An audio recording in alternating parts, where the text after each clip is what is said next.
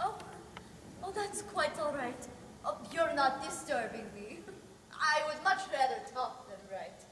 Yet here I am, day after day, haunted by that one thought. I must write, I must write, I must write. This is my study, the room in which I write my stories. Built it myself, actually. Cut the timber, fitted the logs, made an awful mess of it. See, I write on the side of my room over here because the roof leaks directly above my desk. I moved my desk, but it covers a hole I left in the floor, and since the floor was built on the side of a hill, in heavy rains it tends to slide downhill. Still, I've done a great deal of writing here. Perhaps too much. Sometimes I look out at this window and think that my life is passing me by at a furious rate. So I ask myself the question, what is the force that causes me to write so incessantly? Day after day, page after page, story after story. And the answer is quite simple. I have no choice. I am a writer. And while I'm writing, I enjoy it. I like reading the proofs, but as soon as it goes into print, I can't bear it. I see that it is horrible, a mistake, that it never should have been written, and I am miserable. And then the public reads it. Charming, clever, but a far cry from Tolstoy. Or, a fine thing really, but Turgenev's Fathers and Sons was better. And so it will be till my dying day. Charming, clever, nothing more. Then when I die, my friends will come to my grave and say, here lies so-and-so, a good writer, but Turgenev was better. You know, I was just thinking before you all came in this evening, perhaps I should just give it up. Oh, what would I do instead? Well, I've never freely admitted this to anyone before, but to you all here in the theater tonight, I would like to tell you what I would most like to do with my life. You see, when I was a young child, I always... Oh, excuse me a moment. I must take down this note. Oh, you see, this new idea just popped into my head for a short story. Oh, yes, it was the mentioning of the theater that sparked it for me. Oh, good. Now, what was it we were talking about again? Oh, no matter. My thoughts are consumed with the idea for this new story. Oh, see if it appeals to you. It begins in a theater. It begins on opening night of a new season. It begins with the dear and devoted patrons of the arts, all waving at each other and greeting each other and talking about how this one looks, how that one is dressed, scarcely knowing about the play they're going to see that evening. All with the exception of one man, Ivan Ilyich Cherdakov. If Ivan Ilyich Cherdakov, a civil servant, a clerk in the Ministry of the Public Parks, had any passion in life at all, it was the theater. He certainly had hopes and ambitions for a higher office, and so he dedicated his life to hard work, patience, and zeal. Still, he would not deny himself his one greatest pleasure. So he purchased 2 tickets to the best section of the theater on opening night of Rostov's The Bearded Countess. As fortune would have it, into the theater that night walked his respected superior, General Mikhail Brasilkov, the minister to the public parks himself.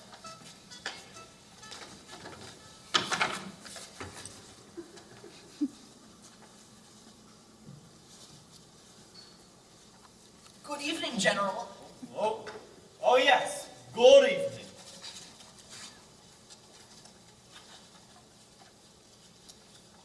Permit me, sir, but I am Chernakov, Ivan Ilyich. It's a great honor to meet you, sir. Yes. Like yourself, dear General, I too serve the Ministry of Public Parks. That is to say, I serve you, who is indeed himself the Minister of Public Parks. I am the Assistant Chief Clerk of the Department of Trees and Bushes. Ah, yes. Keep up the good work. Lovely trees and bushes this year. Very nice.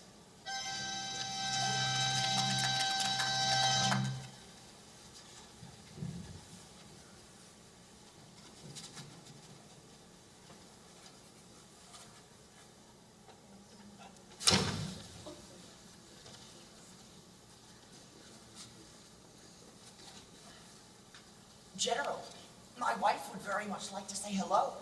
This is she, my wife, Madame Cherdakov. How do you do? My pleasure. My pleasure, General. How do you do? Madame Rasilkov, my wife, Madame Cherdakov. How do you do, Madame Russell? How do you do? I just had the pleasure of meeting your husband. And I am my wife's husband. How do you do, Madame Rasilkov? Shh. Sorry, terribly sorry. I hope you enjoy the play, sir. I will if I can watch it.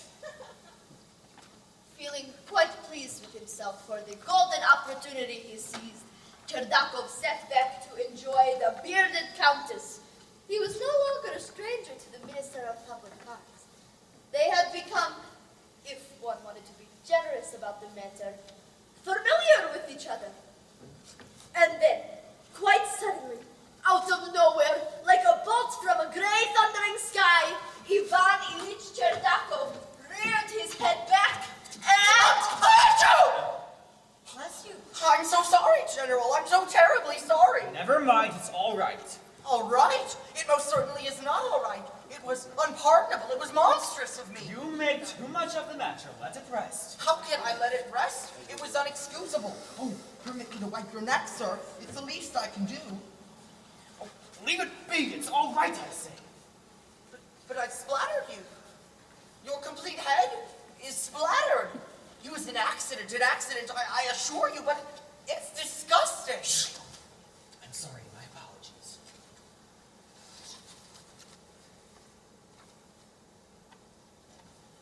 The thing is, Your Excellency, it came completely without warning. It was out of my nose before I could stifle it. Shh. Shh. Yes, sorry. Shh.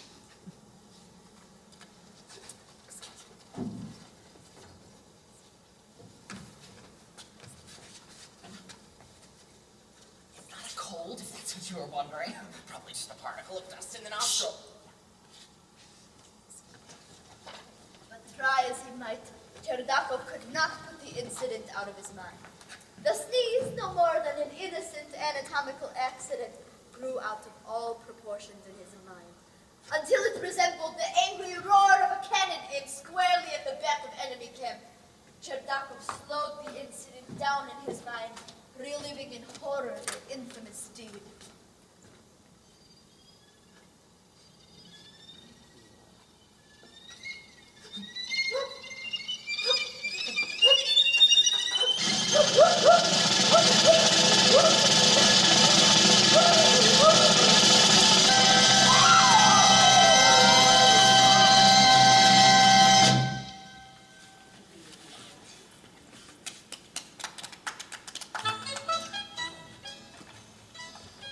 Charming.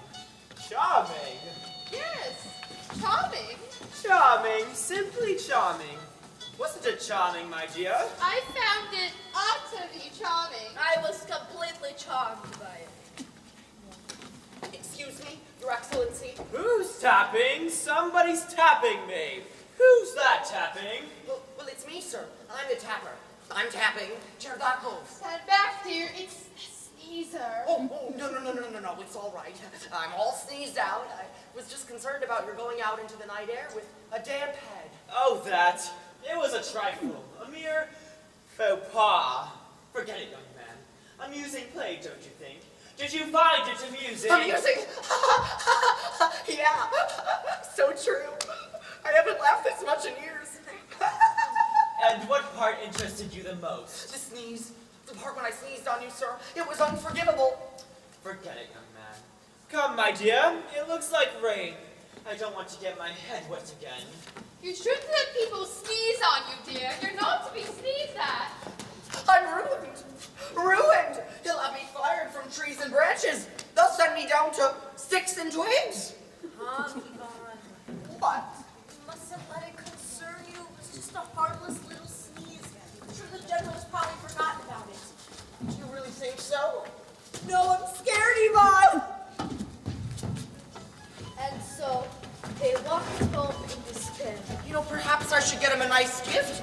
some Turkish towels. Cherdakov's once promising career had literally been blown away. Why does this happen to me?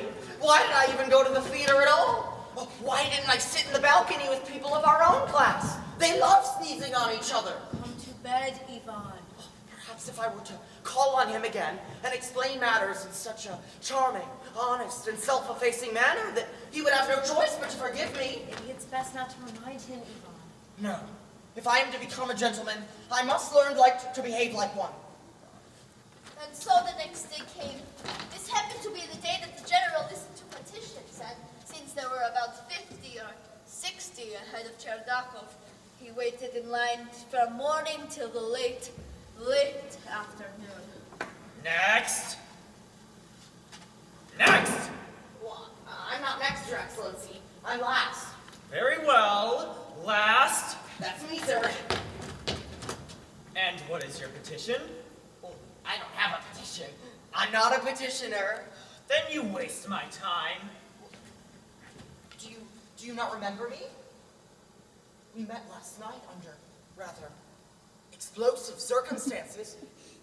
I'm the splatterer. The what? The sneezer. The one who sneezed. The sneezing splatterer. Indeed. And what is it you want? Oh, my glasses. And what is it you want now? A gesundheit?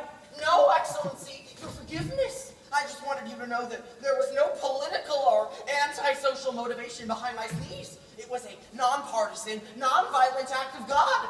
I curse the day that protuberance formed itself on my face. It's a hateful nose, sir, and I am not responsible for its indiscretions. Oh, punish that which committed the crime, but absolve the innocent body behind it. Exile my nose, sir, but forgive me, your kindship, forgive me. My dear young man, I'm not angry with your nose. I'm far too busy to have time to be concerned with your nasal problems. I suggest you go home and take a hot bath. Or a cold one. Take anything. Just don't bother me with this silly business again. Jibber, jibber, jibber. That's all I've heard all day. Jibber, jibber, jibber. Oh, thank you. God bless you and your wife and your household. May your days be sweet and your nights be better than your days. The feeling of relief that came over Cherdakov was enormous. Oh, may the birds sing sweetly at your window in the morning, and may the coffee in your cup be strong and hot. The weight of the burden that was lifted was inestimable. I worship the chair that you sit on and the uniform that sits on the chair that I worship. Cherdakov walked home, whistling and singing like a lark. Life was surely a marvel, a joy, a heavenly paradise. Oh, God, I am happy. And And yet, when Cherdakov arrived home, he began to think.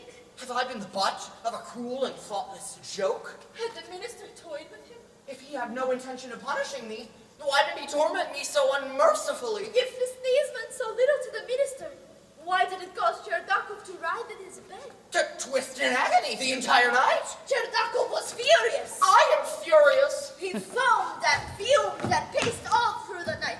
And in the morning he called out to his wife, Sonia! Sonia! Sonia! I have been humiliated.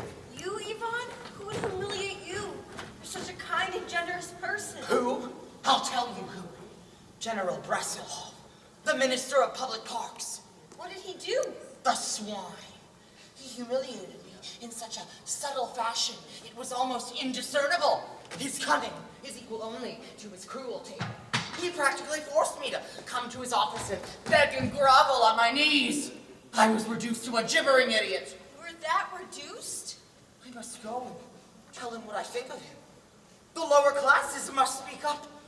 The world must be made so that people of all nations and creeds, regardless of color or religion, can feel free to sneeze on their superiors. It is he who will be humiliated by I. And in the morning he came to humiliate he. Last.